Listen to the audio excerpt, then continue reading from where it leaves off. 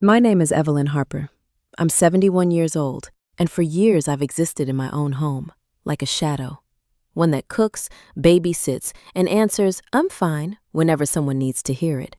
They told me, "Mom, you're getting older. Traveling would be too much for you. Just stay home and watch the house for us." They said it while tying the straps on their suitcases, laughing about their long-planned Europe trip. Paris, Nice, Rome, a glittering list of places I once dreamed of visiting with my husband, James, before he passed. They didn't look me in the eyes when they spoke, as if I were free housekeeping or a convenient object tucked in the corner of the kitchen. I just smiled, nodded, and waved as my son Mark closed the car door. Sophie, my daughter-in-law, lowered the window and added a sentence that sounded caring on the surface, but carried everything they didn't want to say out loud. "We'll send you pictures, okay?" This trip, it's exhausting. All I said was, "Travel safe." Then they drove off, the hum of the engine fading, leaving me with the rainy Vancouver street and the small front yard where the rose bushes I've tended for 10 years stood silent, just like the life I've been living. I didn't say anything. I've never said anything. For 4 years, I've learned how to sit quietly in the back row of my own family. But the next morning, when I opened the mailbox, my heart skipped. A travel agency envelope sat right there. No postmark, no delivery. I froze. I knew what it was before opening it, but my hands still trembled as I pulled the papers out. Plane tickets to Paris, Nice, Rome. 4 seats, 2 adults, 2 children together. And of course, not a single one for me. The tickets weren't sent, weren't used, weren't ever meant for me. There was never supposed to be a place for me. I stared at those cold, printed names for a full minute without breathing. A gust of wind blew through the hallway, but I felt nothing. In that moment, I understood something I had been avoiding for years. I am not part of their life. I am simply the shadow left behind to serve it. I brought the tickets inside and set them on the kitchen table beside the cup of tea that had gone cold the night before. I sat down, back straight, hands flat on the wooden surface, waiting for my heart to stop pounding like someone was squeezing it. But it didn't.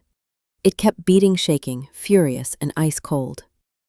I made another cup of tea because at this age, when you're hurt, you don't yell. You quietly boil water, pour it into a cup, and hope the steam will take the ache away. But the steam didn't take anything. It left me sitting alone in a kitchen filled with silence. I opened the drawer and took out an old blue notebook where I keep important numbers. I flipped through the worn pages until I found it. Travel Maple and Company, the agency Mark booked with. I picked up the phone. I called. A young woman answered. "Hi, how can I help you?" I looked at the tickets again and asked a question I didn't know I had the courage to ask. "I'd like to cancel these 4 plane tickets." There was a pause. May I ask why, ma'am?" "No," I said. "Just cancel them." Her voice softened, almost shy. "Yes, ma'am. It's done. Here's your confirmation code." I wrote down the code. No shaking, no regret. I set the phone down. For the first time in years, I felt something strange. Like I'd finally set down a suitcase I had been carrying on my back for far too long. In the living room, James's photo was still there. His gentle smile, his eyes that used to see right through me whenever I pretended I was okay. He's been gone 20 years. And if he were still alive, he would never have let me become the shadow, standing behind the door whenever the family went somewhere. I looked around the quiet house, the chair where he used to read, the blanket I used to tuck around Lily when she fell asleep on the sofa, the fridge full of her toddler drawings from when she was 3. And I understood a truth that never comes easy. I had stayed too long in a place where no one truly needed me, only needed what I could do. I stood up, walked to the small hallway closet where I keep my passport, still valid. I laughed softly, not from joy, but the laugh of someone who just remembered she still has legs to walk.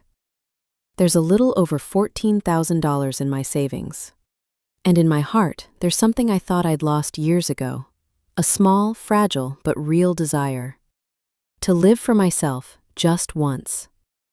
So that rainy Vancouver afternoon, with droplets tapping gently on the roof, I opened my laptop and searched for train tickets. I didn't choose Paris. I didn't choose Rome. I chose something else, not to run away, but to find my name again. Vancouver? Victoria? Banff? Toronto? Montreal? Quebec City? Halifax. One seat, one direction, one traveler. Evelyn Harper. I clicked confirm. I didn't tell anyone. I didn't text. I didn't explain. For the first time in 20 years, I did something just for me. And if you're still watching, if any part of this feels like your life, being dismissed, pushed aside, silenced, leave a comment and tell me where you're watching from. And if you want to follow my journey through this story, hit like and subscribe. Not for the numbers, but so I know I'm not walking this path alone. I couldn't sleep that night.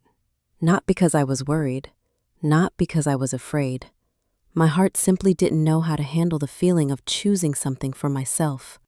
Not after so many years of living inside everyone else's convenience. Rain clung to the living room window. I stood there watching the drops slide down like silver threads, and for the first time in a long time, I wondered, if not today, would I ever get another chance? No James, no one who needed me, except for chores without a name. No one who asked what I wanted. Just me, and a train ticket glowing in my email like a newly opened door. I brushed my finger across the screen. My name, Evelyn Harper, clear under passenger. I touched it gently, as if checking whether I still existed.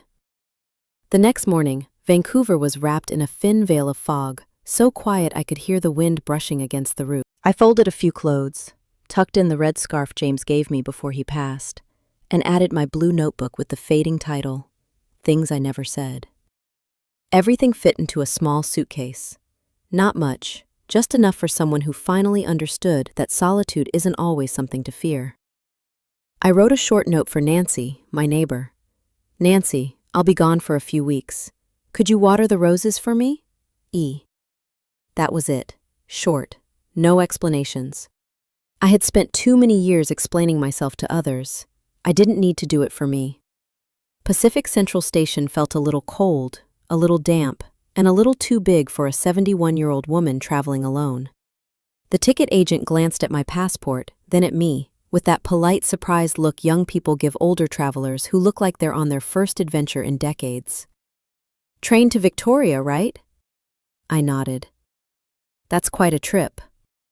I just smiled. If he knew how often I'd been told I was too old to go anywhere, he'd understand why I held the ticket like a shield. The train pulled out of the station with a long horn, cutting through layers of white fog. I sat by the window, watching the city fall behind me, the buildings, the overpasses, the streets where I'd lived more than half my life. Not once did I feel regret. The only thing that made my throat tighten was the memory of Lily. She would ask, "Grandma, where are you going?" Not in blame, not in control, just simple, honest concern. I hoped she would understand someday. On the train, I sat beside a young passenger with messy curly hair and headphones on, lost in their own world. They glanced at me, nodded hello, then went back to typing on their laptop. I didn't mind. I liked the quiet. I had lived in the noise of my family, but rarely in the peace of my own company. A train attendant walked by, paused at my red scarf and said, "Lovely scarf. That color suits you." I didn't realize how long I'd been smiling. The train stopped at a small station by the inlet before reaching Victoria.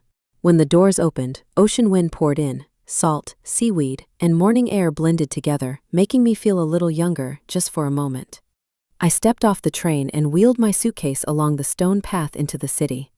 Victoria wasn't loud like Vancouver. It felt like the first page of a book, quiet, beautiful, and full of possibilities. I found a small guest house near the inner harbor. The room wasn't special, a white bed, a wooden table, and a window overlooking the street. But when I set my suitcase down beside the bed, it felt as if I had set down an old version of myself as well. I sat at the edge of the mattress, no tears, no trembling, just breathing. Strange, realizing my own breath was still there, steady and mine. In the afternoon, I walked along the harbor. Seagulls perched on the railings, boats rocked gently against the docks, and the sunset poured down in warm, honey-colored light. I stopped at a small bakery. The girl behind the counter asked, "Traveling alone?" I answered, "Yes, alone." No explanations. She smiled. "I love people who travel on their own." The way she said it surprised me. It warmed something in my chest, like someone had just lit a tiny flame inside me. I sat at a wooden table outside, eating a warm waffle and sipping tea, watching the world move without needing anything from me. It had been so long since I sat somewhere without hearing, "Mom? Grandma? Could you help me with?" Just my own thoughts, slow, clear, and no longer shaking. That night, back in my room, I opened my blue notebook. I wrote my first sentence since James passed. I waited too long for someone to invite me. Then I realized I can invite myself. I closed the notebook. The lamp cast a soft, golden glow. I leaned back in the chair, and for the first time in many years, I asked myself, tomorrow, who will I become? I woke up earlier than usual, not because of noise. The guest house was so quiet I could hear the wall clock inch forward, second by second. Not because the bed was unfamiliar, but because of that feeling, light as a thin scarf resting on my chest, trembling gently with every breath. Freedom. Not the kind the young talk about, impulsive, loud, restless, but the freedom of someone who has endured too much, finally loosening the invisible knot that held her life together. I pulled back the curtains. Victoria's early light fell onto my hands, soft and tender, like James's eyes when we were young. I couldn't remember the last time sunlight felt this way, as if it were asking, "Where do you want to go today?" I didn't answer, but my heart did. I got dressed, wrapped the red scarf around my neck, not because it was cold, but because it made me feel more present. The mirror reflected a woman with deep-set eyes, silver hair, and a small smile blooming like a late rose. I left the guest house and followed the cobblestone street toward the harbor. Sea breeze tugged gently at my scarf. People walked by, not noticing me at all, and strangely, that comforted me more than anything. No one needed me to smile at the right time. No one needed anything from me. I was simply me. I found a small bakery on the corner, a yellow awning, the smell of cinnamon and coffee spilling out like a warm invitation. I stepped in, chose a croissant, and sat by the window where the morning light pooled like melted candle wax. "Can I get you anything else?" the young girl asked, her eyes bright, her voice warm as fresh bread. "Black tea," I said. She smiled. "I love people who travel alone." Such a simple sentence, not flattery, not pity, yet it made my hands still for a moment. I couldn't remember the last time anyone admired me for anything. The croissant was still warm. I tore off a piece, butter melting on my tongue, and realized this is the first morning of my life where I don't have to rush.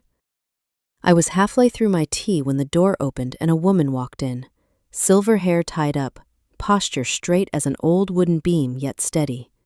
She glanced around and sat at the table next to me.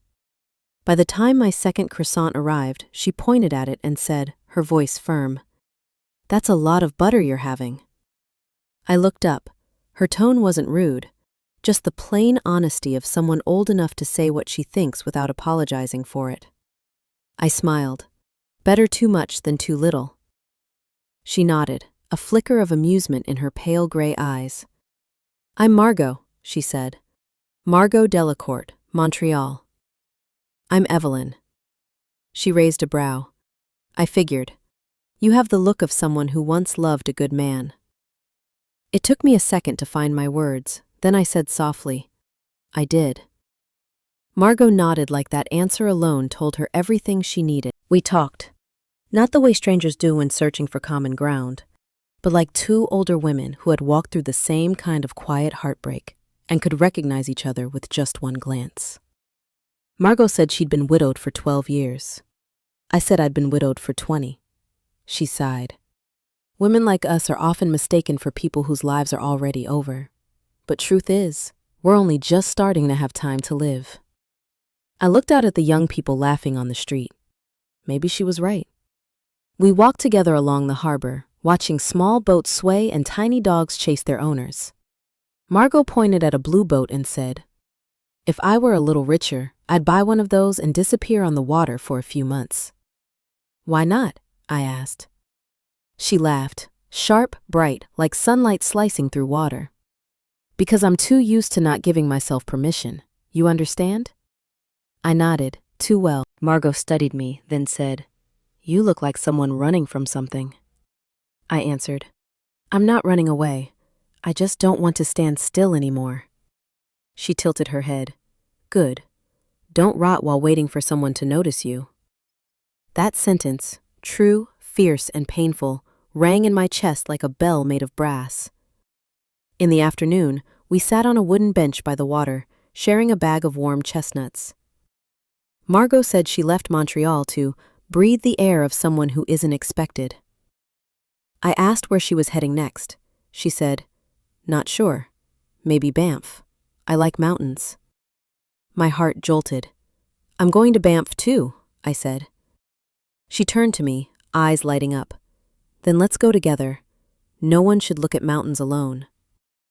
I meant to say I needed time by myself, but the words stuck in my throat. Not because I was afraid, but because having someone who wanted to go with me was a feeling I didn't remember anymore. So I nodded. That evening, back in my room, I opened my email. 3 messages from Mark, each one longer and more anxious than the last. "Mom, where are you? Mom, are you okay? Lily is asking for you." I set the phone on the table. I didn't reply.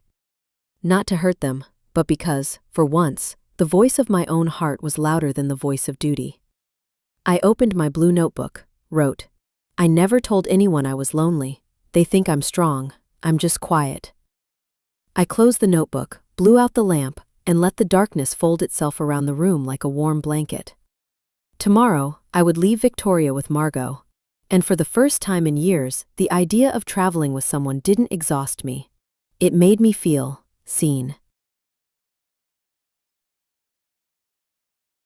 We left Victoria that morning under a sky brushed with soft silver. Not cold, not warm, just enough to remind me that some kinds of weather make people want to begin again. Margot stood waiting in the lobby of the guest house, her floral silk scarf fluttering in the breeze.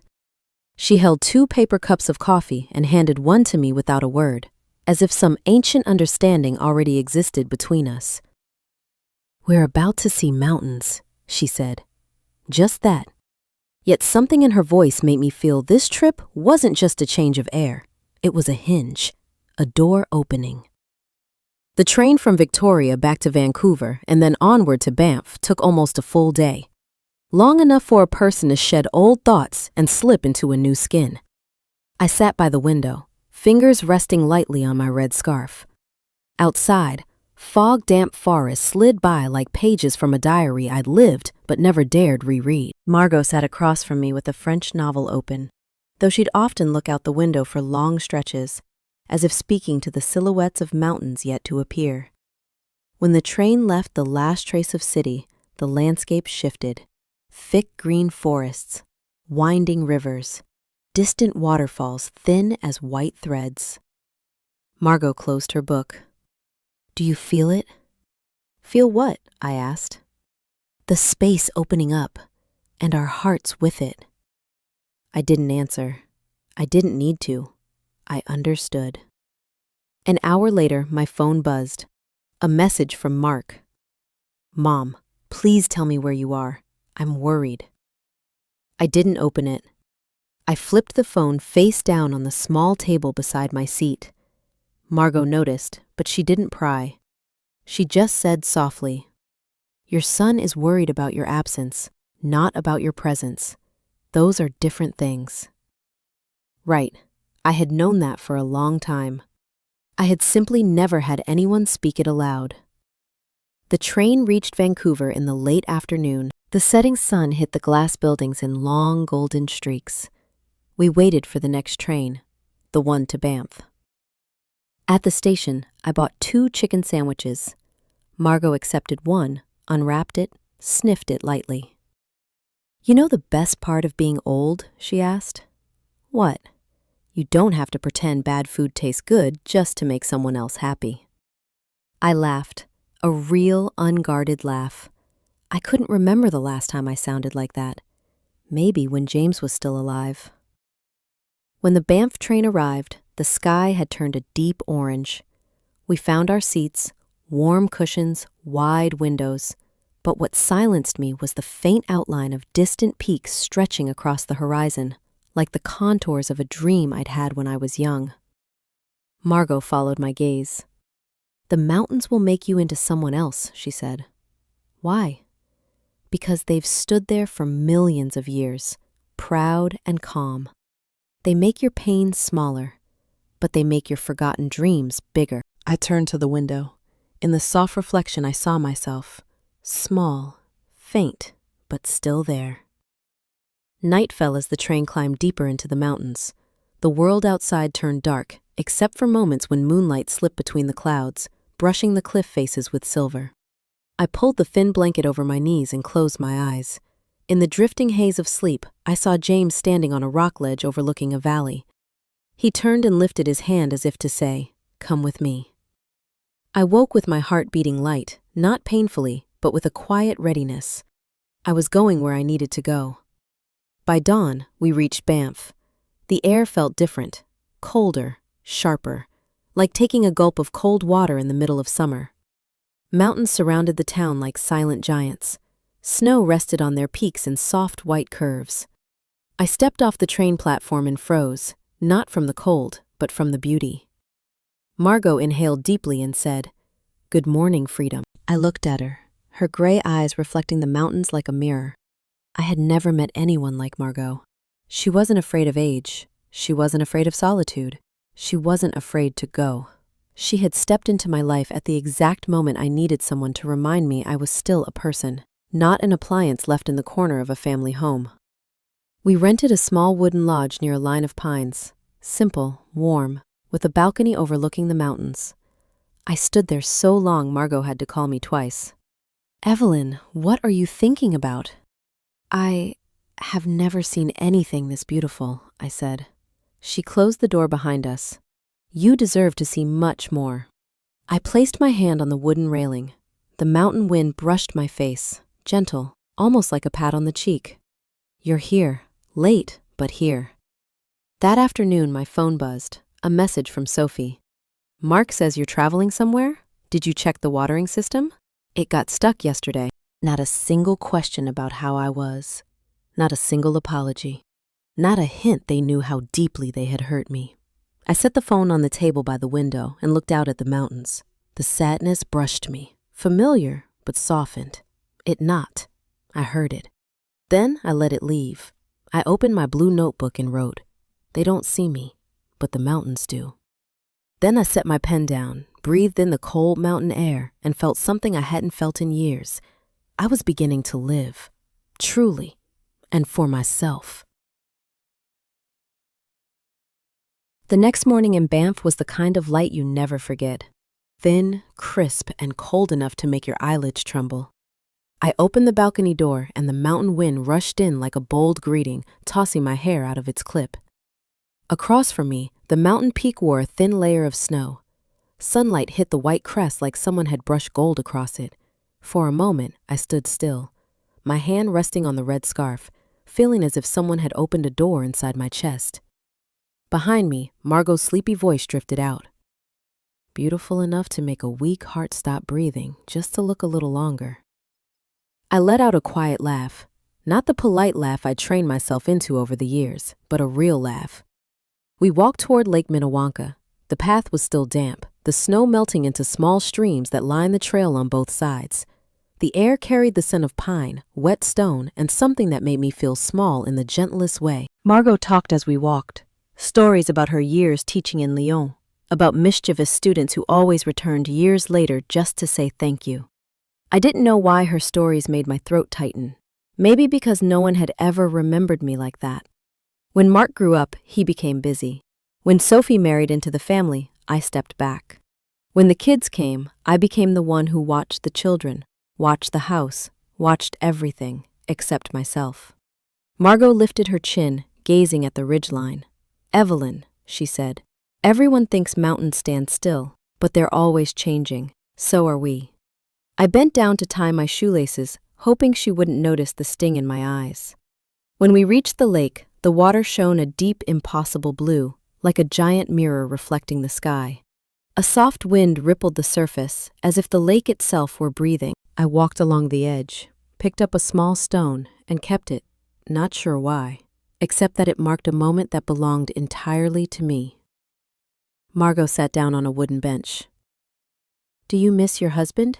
she asked. I nodded. "Yes, but not the kind of missing that drowns you." "What kind, then?" I stared out at the water. "The kind where you remember someone who once made you stronger, not weaker." She smiled. "That's the best kind of remembering." Her words felt like permission to soften, something I had never allowed myself back home. At home, I always had to be strong, always easy, always helpful, always silent enough to keep the house peaceful. But here, in the vastness of the mountains, I only had to exist, and that was enough. On the way back to the lodge, my phone rang. Mark. I didn't pick up. When the ringing stopped, a message followed. "Mom, I'm really worried. Please answer so I know you're safe." Safe? The word almost made me laugh. For years they assumed I was fine. Fine because I didn't complain. Fine because I didn't cry. Fine because I didn't ask, didn't resist, didn't want anything. But silence isn't fine. Silence is disappearing. Margot glanced at me. "Message?" "Yes." "You going to answer?" I shook my head. "Not right now. I'm listening to myself." She nodded, satisfied like a teacher watching a student finally understand the lesson. That afternoon, we stopped by a small cafe in town. Warm yellow lights, dark wooden tables, the smell of waffles filling the air. I ordered hot chocolate. Margot ordered cappuccino. While waiting, I took out my notebook. Things I never said. I flipped to the page I wrote in Victoria. "I have lived like a decorative object. Today," I wrote, "I'm not there anymore."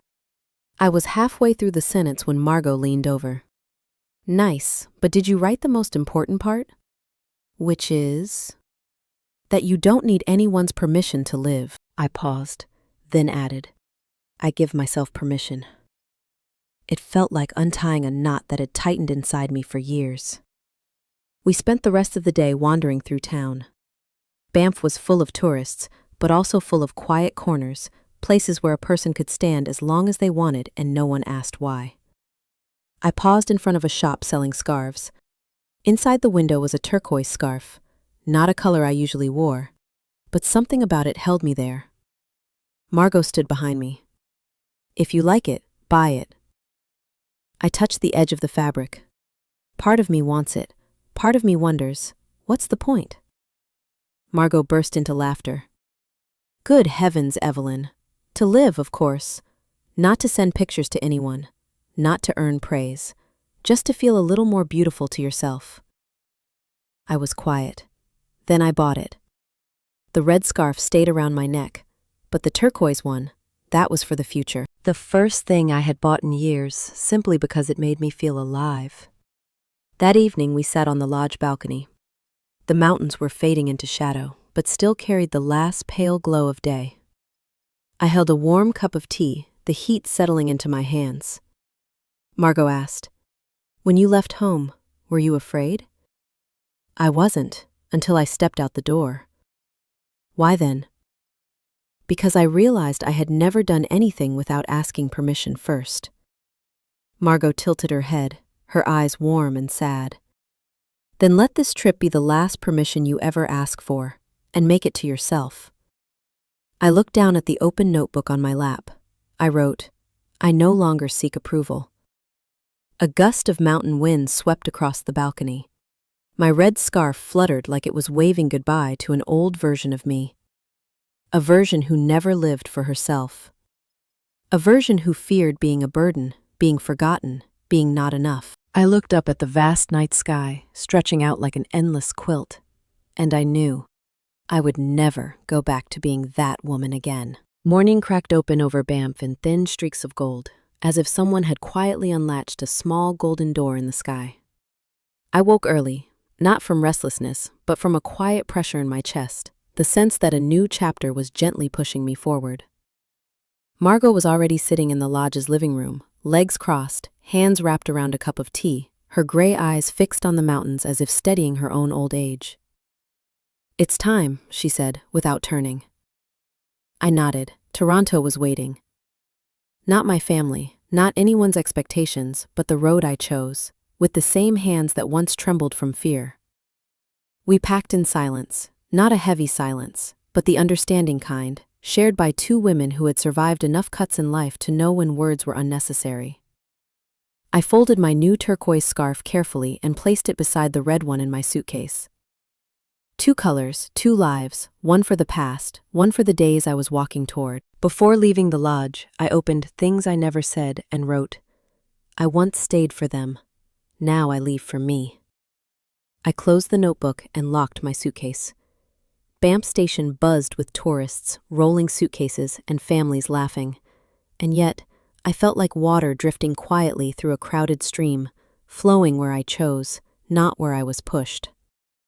Margot tugged gently at my sleeve. "You look younger than yesterday." "Me?" "Mm-hmm." When a woman starts living truthfully, her face tells the story before she does. I laughed softly, touching the red scarf. "Maybe it's the mountains." "Maybe," she said, "but I think it's Evelyn." We boarded the train. Big windows, soft seats, the rhythmic grind of wheels finding their way forward. I sat by the window, watching the mountains shrink behind us like old friends smiling in blessing. As the train entered the forest, Margot folded her bag and asked, "What's the first thing you want to do in Toronto?" I thought for a moment. Years ago, James told me he wanted to take me there. He said he wanted me to see Lake Ontario at night lights reflecting on the water. Margot tilted her head. "He never took you?" I swallowed a small, hollow space in my chest. "No, we got busy. Then Mark grew up, then hospitals, and the years slipped past." Margot nodded gently. "People forget the promises they made to each other." Exactly. My hand rested on the notebook without realizing it. I think I'll go to the lake first. For him. Or maybe for me. I don't know yet. Margot didn't speak. She simply placed her hand over mine, a light touch, but strong enough to stitch cracks I thought had turned to stone. When the train crossed a wide valley, my phone buzzed. Not Mark this time. Sophie. 4 words. "Where are you now?" "No. Are you okay?" "No. We were wrong." "No. Do you need anything?" Just control. Just the invisible string they had always wrapped around me. I placed the phone face up on the table. The message glowed like a needle. Margot saw it. "Them again?" "Yes." "You want to reply?" "I want to, but I also don't." "Then don't. Not until you feel safe speaking to them." Safe. I had never used that word for my own son. The train rattled over a rough patch of track, and suddenly I remembered how I'd lived, bent like a warped rail, shaped by the direction others wanted. Not anymore. At lunch, we ate in the dining car, cold cuts and hot soup. I drank apple juice. Margot chose mint tea. We both stayed quiet for a long time. Then Margot broke the silence. "Evelyn, what have you feared most in life?" My fingers tightened around the spoon. That I'd disappear, right inside the home I lived in. And now? I'm afraid of reaching the end of my life without ever knowing what it feels like to live, for real. Her eyes softened. I'm afraid of dying in silence, afraid no one would remember my real face. Your real face? Yes, not the teacher, not the mother, not the wife, just Margot. Her words made something inside me tremble, because I realized I had never let myself be just Evelyn. Later, the train stopped at a tiny station in the middle of the forest. An old man boarded, white hair, slow steps, and a gentle smile that felt strangely familiar. He sat across from us. We exchanged a few polite words. He asked where we were headed. I said Toronto. He nodded, then said quietly, "Someone once told me, don't wait until your eyes close to live the dream you had." Then he turned to the window and didn't speak again. Margot nudged me lightly. "See? The mountain sent someone to repeat the lesson." I laughed, a laugh with beauty and ache woven into it.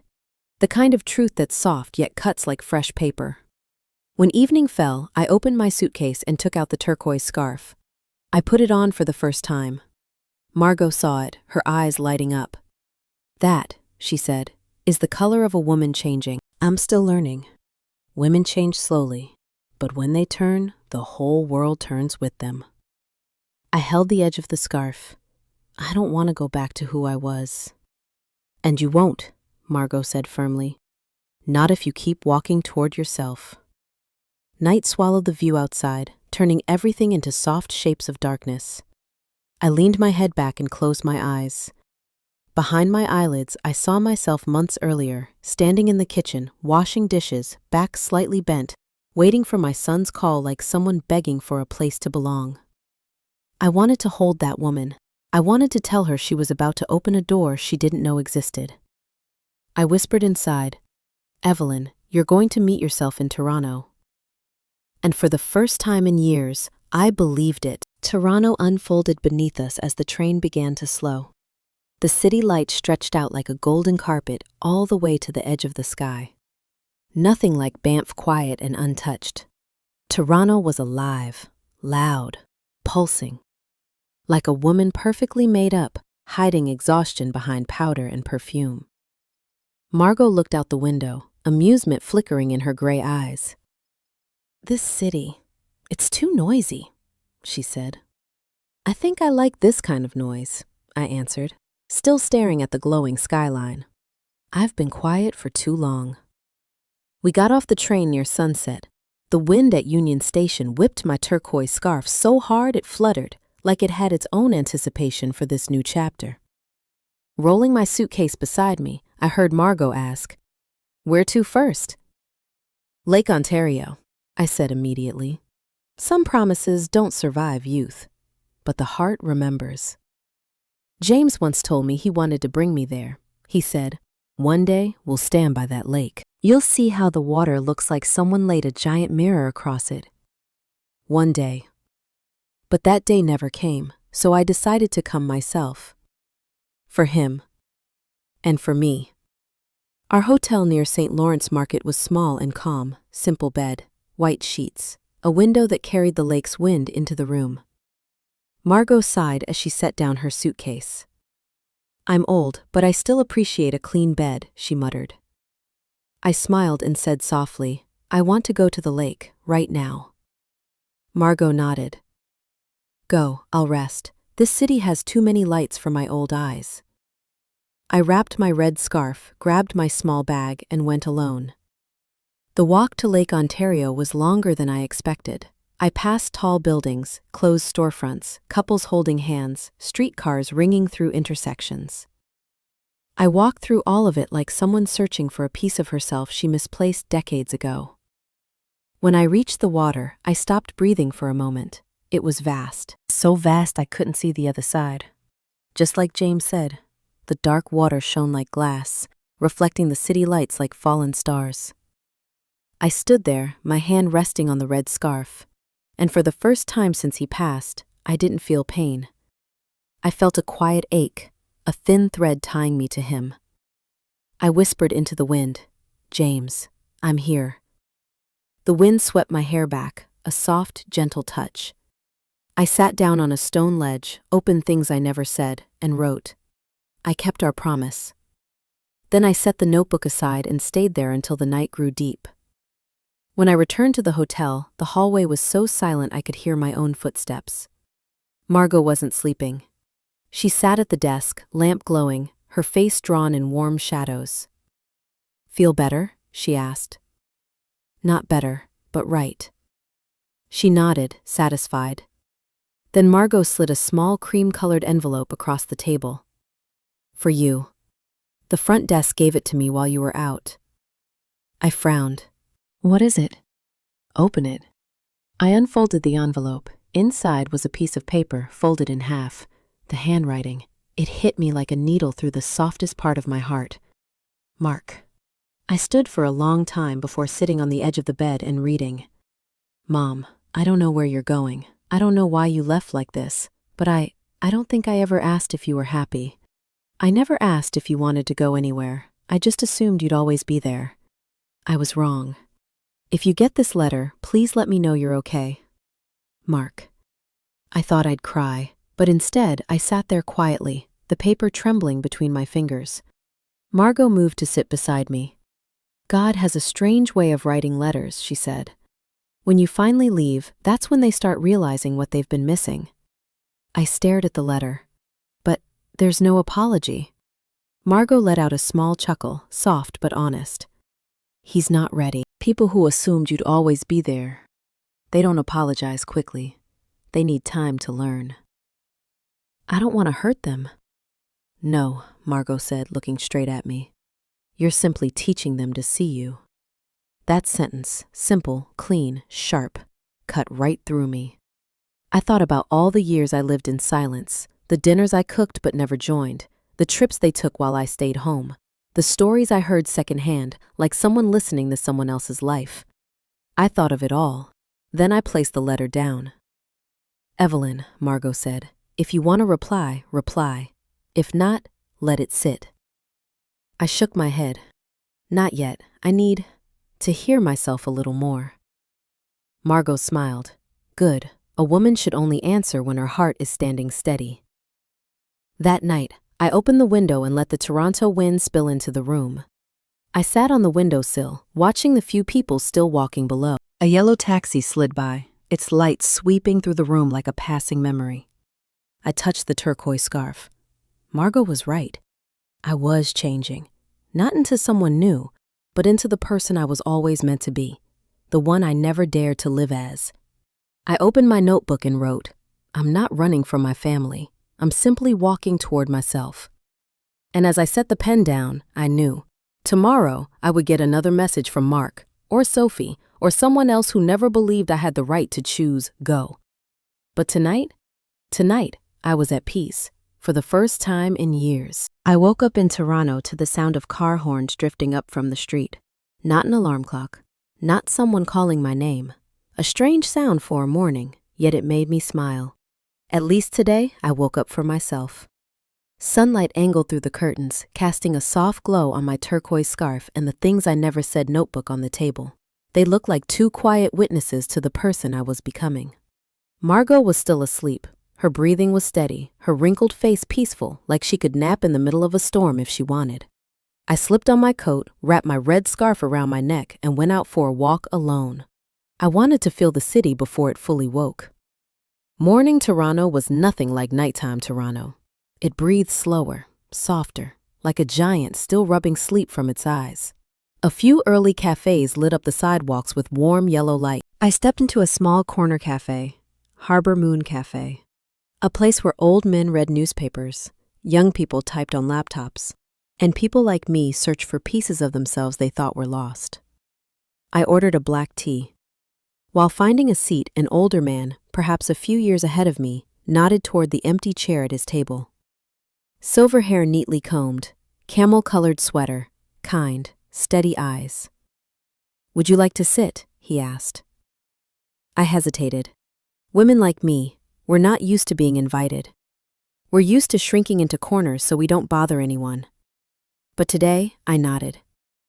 His name was Walter, a retired professor who'd lived in Toronto all his life. He spoke about his late wife, gone 10 years, his 2 children in Vancouver, too busy to visit, and the simple smallness of his days since then.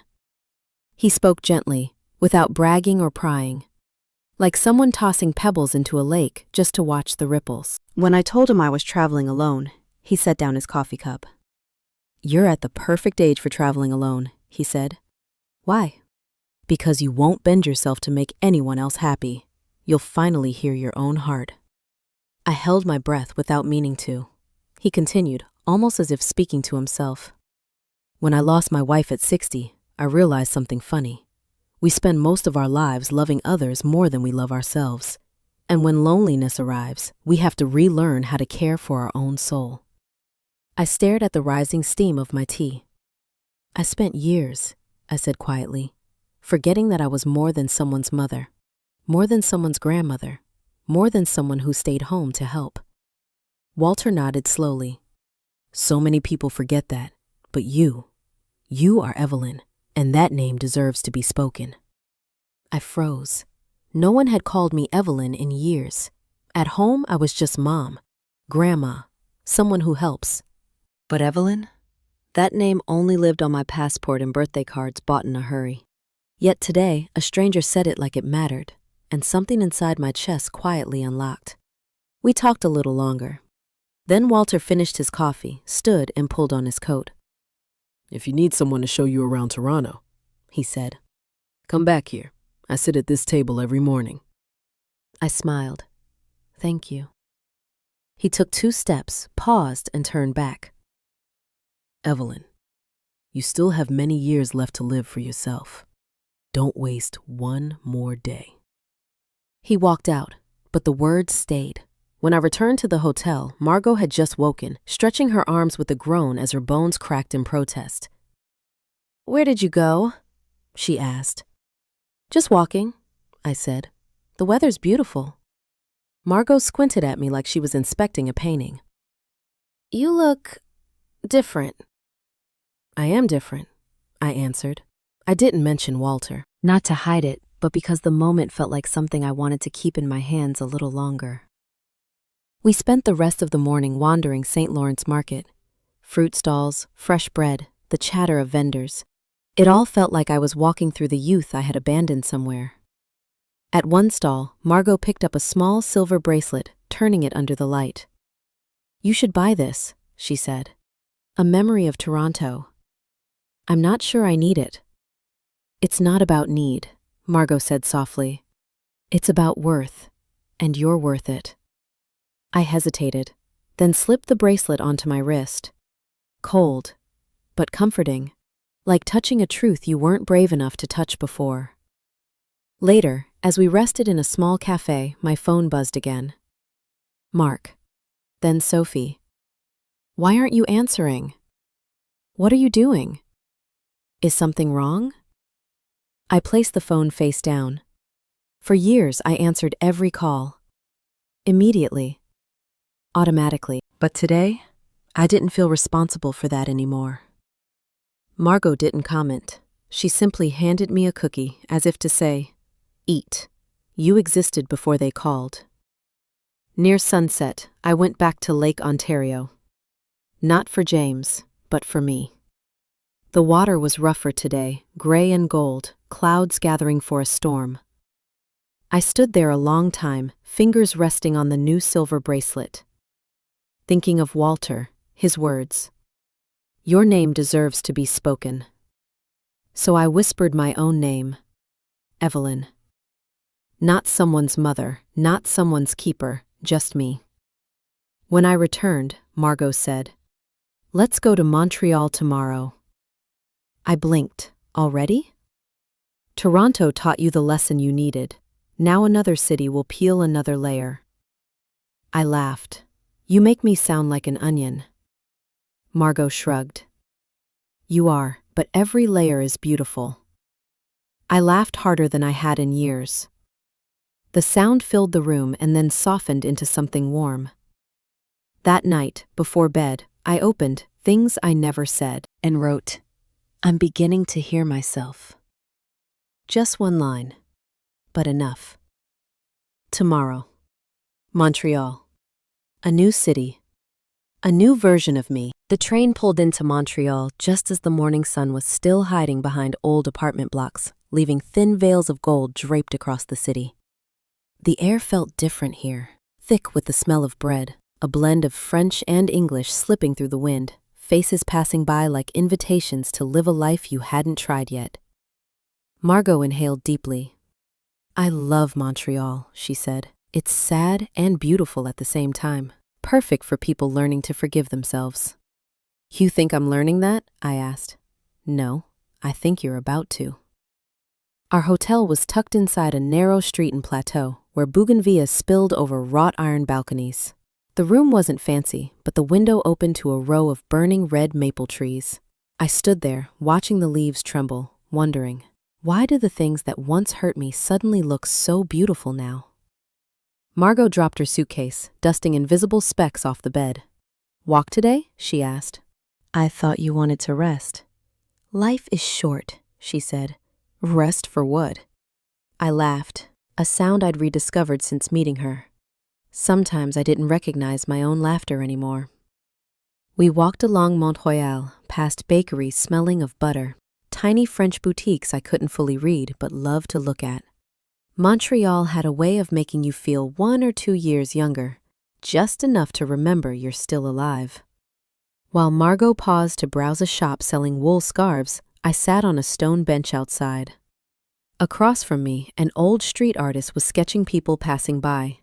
His strokes were light but firm, each one carrying a quiet story, one he understood better than they did. When he looked up at me, his eyes held something warm. "Madame," he said, "would you like me to draw you?" I shook my head. "No, I don't think I'm worth drawing." He frowned gently. "You speak as if you don't exist." The words hit me like a small, precise blade. He continued, slower. "People who say that are always the ones who gave too much." I stared down at my hands. Thin fingers, wrinkled skin, hands that had cooked for everyone, held Mark when he had fevers, wiped tears from my grandchildren's cheeks, hands no one held simply because they loved me. The artist sketched a few more lines, not looking at me anymore. "I don't know what you've lost," he said, "but I see you're trying to find yourself again." I wanted to ask how he knew, but the words wouldn't come out. Margot returned and noticed my silence. "What happened?" she asked. "I heard something I'm not sure whether to cry about or laugh at." Margot slid an arm around my shoulder. At our age, the most accurate sentences are the ones that make us quiet. We had lunch at a small restaurant on Rue Saint-Denis. I ordered French onion soup, Margot a salad. We watched people passing by, each face looking like the beginning of a story they hadn't told yet. As I stirred the melted cheese on my soup, my phone buzzed. Mark. A long message. I set my spoon down and read it slowly, the way you peel back an old wound. "Mom, Sophie says you were in Toronto. I don't understand what you're doing. I just want you to come home. Everything feels not normal without you here." "Not normal?" I whispered it. My chest tightened in the exact way I feared. Margot glanced over. "What did they say?" "That things aren't normal when I'm not there." Margot rolled her eyes. "They miss your work, not you." It was a knife, a precise one, but true. I turned away, a breath catching in my throat. I don't know how to respond. "Don't," Margot said. "Not until what they send is about love, not convenience." A sad smile pulled at my lips. "You always know what to say." "Because I've been where you are," Margot replied, "and I went back too soon." We spent the afternoon climbing Mount Royal. It was steep, but the view made every step worth it. When we reached the top, the city unfolded below us like an old painting dipped in new light. I stood at the railing, wind tugging at my red scarf, as if waving goodbye to the version of me I'd left at the bottom of the hill. "I feel lighter," I said. Margot smiled. "Because you're naming your feelings, not everyone dares to." "Naming my feelings," I repeated. "Yes," she nodded. "Like right now, what do you feel?" I thought a moment. "Free, but a little hurt." "Hurt is right," Margot said. "Freedom isn't a gift, it's the price you pay after years of being hidden." I gripped the railing, staring at the golden city beneath us. "I'm afraid," I admitted. "Afraid of what, Evelyn?" "Afraid that when I go back, they still won't see me." Margot placed her hand over mine, squeezing gently. "Then don't go back as the old woman. Go back as the woman standing here, the one you're learning to love. I closed my eyes, and for the first time on this entire journey, I let myself cry. Not much, just enough to wet the zipper of my coat. By the time we descended the hill, the sky was turning violet. Montreal grew softer, quieter. Even the cobblestones felt like they were whispering, "Keep walking." That night, before bed, I opened Things I Never Said and wrote, "I will not return to be needed. I will return only when I am seen." And when I set my pen down, I knew. Tomorrow, Quebec City awaited me. A place where stone walls hold secrets and people learn to speak truths, even the trembling ones. The train left Montreal before the morning had fully opened its eyes. In those first slivers of light touching the carriage window, I saw my reflection. Slightly messy hair, my red scarf loosely wrapped, my eyes still a little swollen from yesterday. But that reflection, raw, unpolished, uncovered, was the truest I had seen of myself in decades. No pretending, no pleasing, no tucking away the hurt or the relief. Margot yawned into her scarf. "Quebec City will remind you of things you never said," she murmured. "Old cities do that." I didn't ask why. I just looked out the window as mountains faded into fields, then into scattered houses.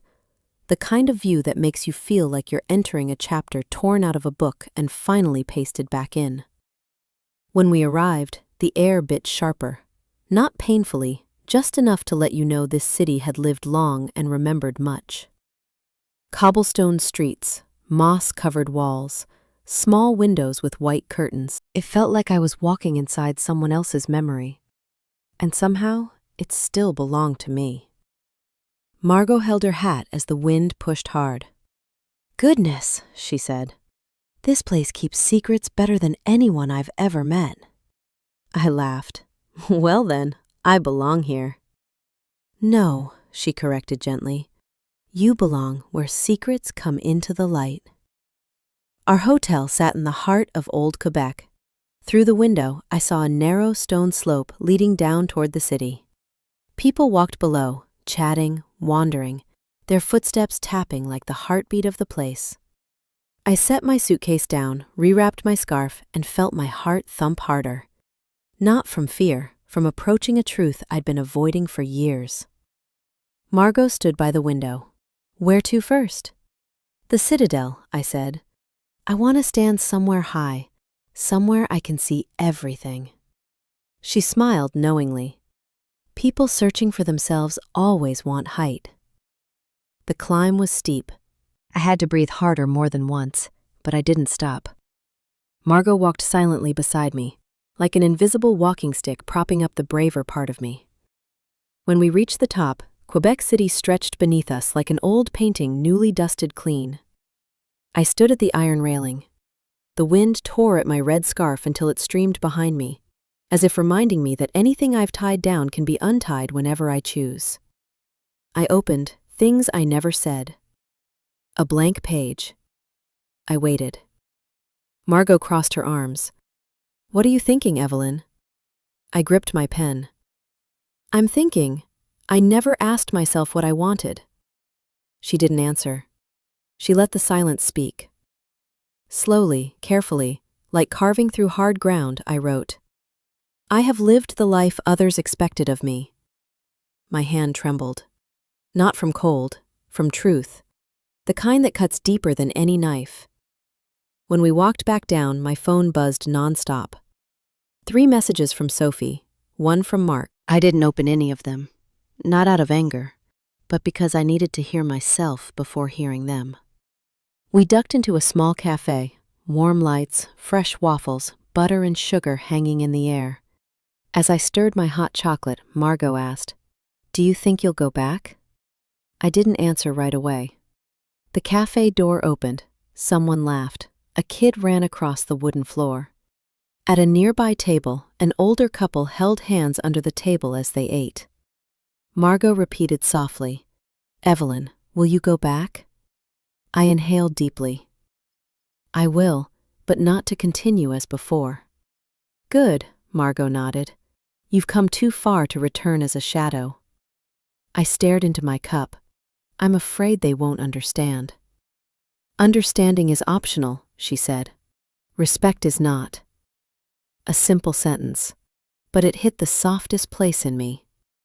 That afternoon, we walked along the St. Lawrence River. The wind was colder than I expected, but honest. I pulled my red scarf close, its familiar scent reminding me of James, the first man who ever said Evelyn like it meant I was beautiful. I wondered, if he were still alive, would he have let me fade away like this? No. James always dragged me toward the light, even when I closed the door on myself. Mark and Sophie were different. They wanted me there, as a cushion, a caretaker, a guarantee they'd never have to stand on their own. I stopped walking. Margot? I let them believe I was someone who never leaves. And now you're changing that. I'm scared they'll think I'm selfish. Margot squinted at me. I say this with all the kindness I have, Evelyn, but you should have been selfish 30 years ago. I burst out laughing. The sound scattered into the cold air like warm breath. We returned to the hotel after dark. At the front desk, a white envelope waited. The clerk handed it to me. A message for you, Mrs. Harper. I thanked him. My fingers shook a little. Only one word was written on the front. Mom. I opened it in the elevator, my heart thudding like metal hitting steel. Mom, I don't know what you want. I don't know where you're going. But I'm starting to understand that you didn't disappear. You're just doing something you've never done before. Living for yourself. I'm scared, but I respect that. I hope, when you're ready, you'll call me.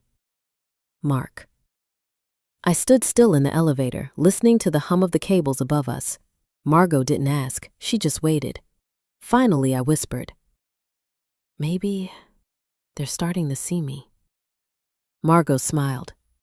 Then let them look, and you keep walking.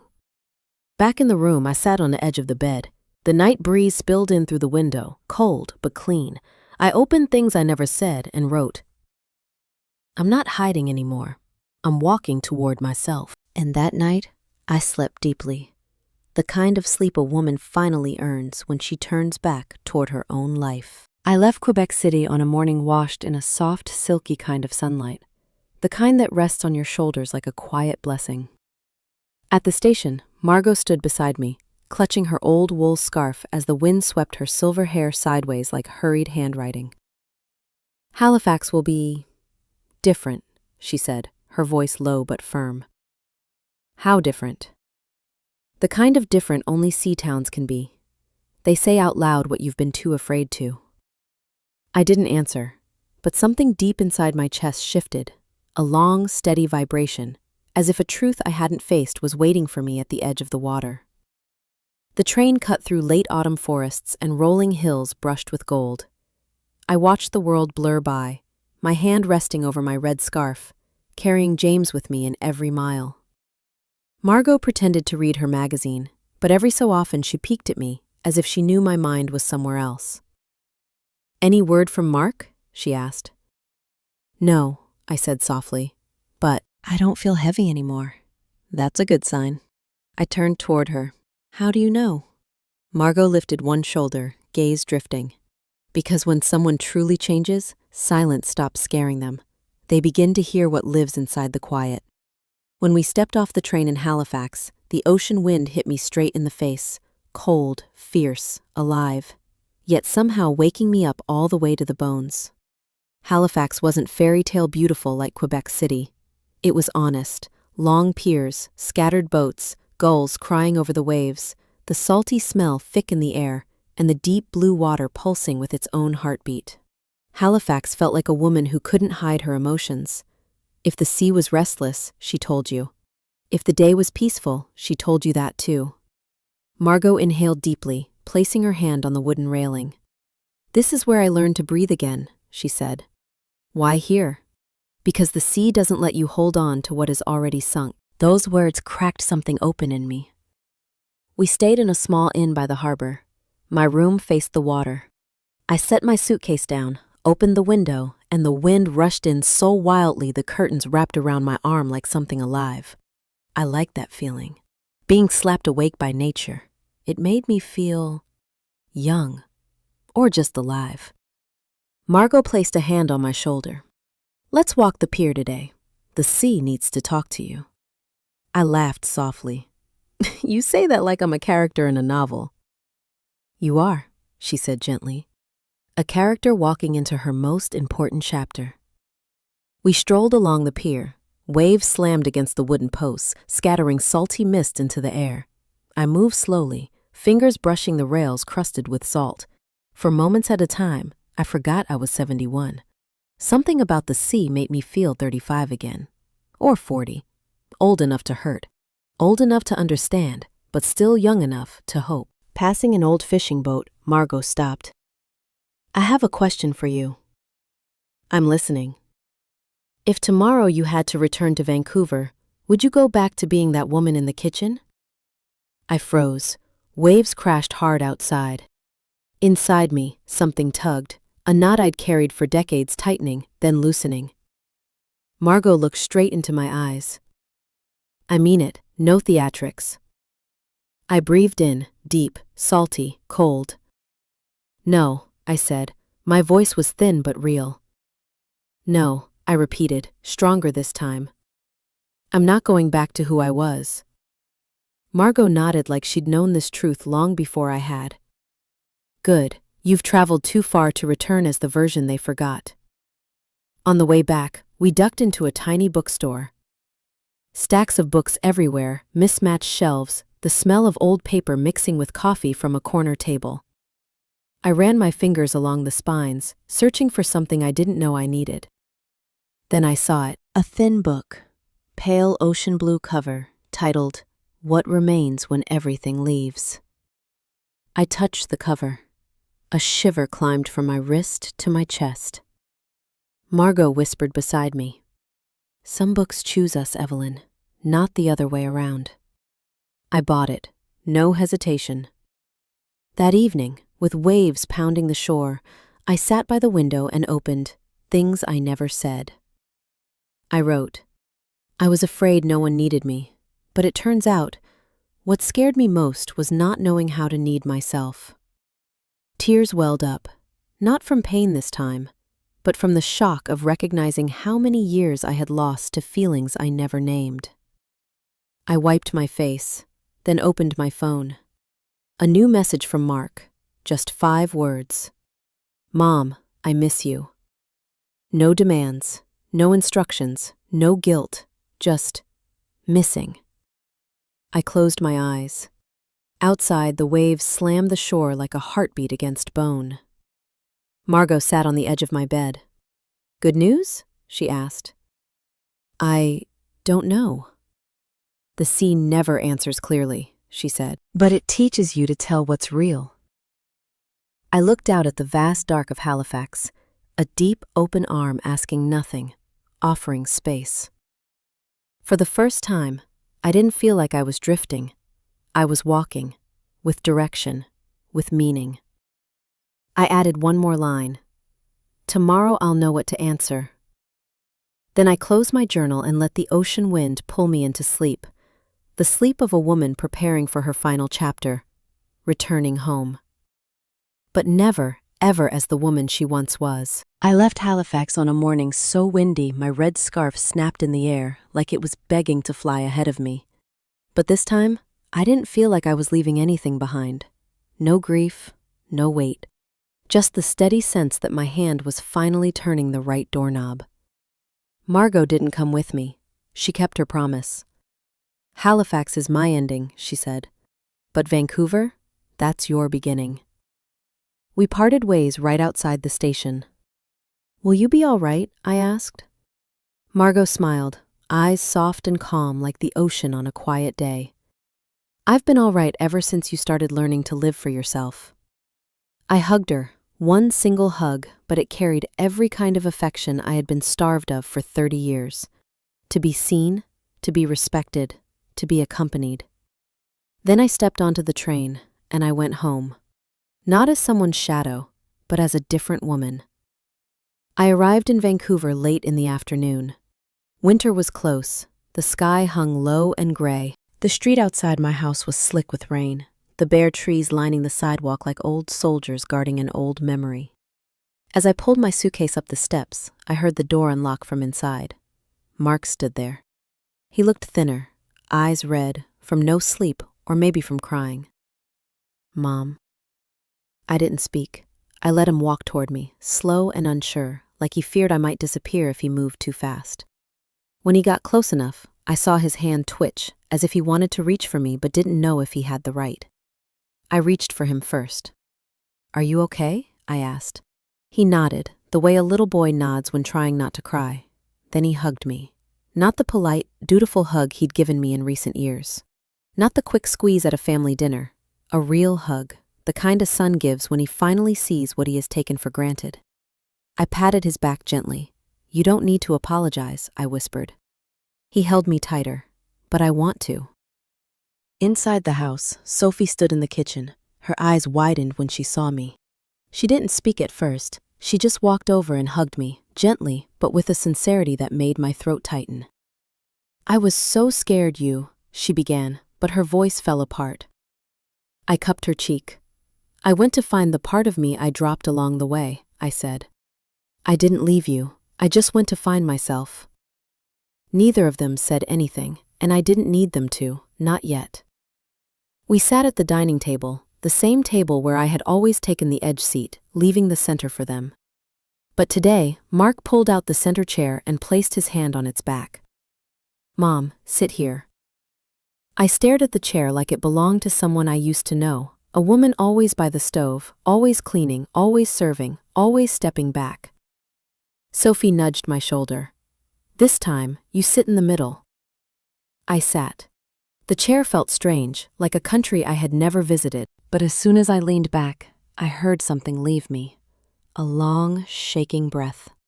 Not of exhaustion, but release. After dinner, Mark said, "Mom, there's something we want to show you." He led me to the living room.